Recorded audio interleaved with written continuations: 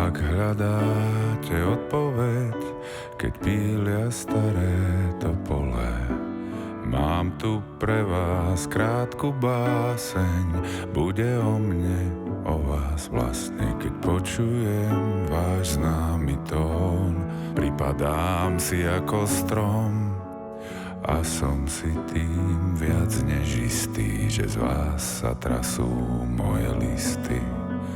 Vždy, keď sa vás dotýkam, som topol, osika.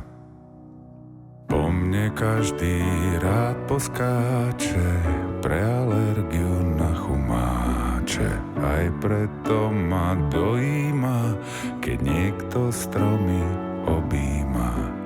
Dub či lipa, jaseň, smrek, len topole, tie nie sú hre.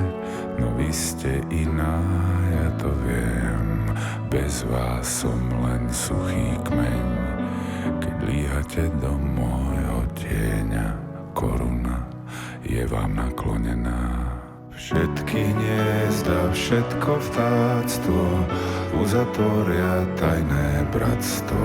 Nebudú ma ďalej nevať, budú iba pre vás spievať. Topolov sú chotáre, čo vtedy lámu konáre. Už sa to aj o nich píše, že každý z nich sa trochu kníše.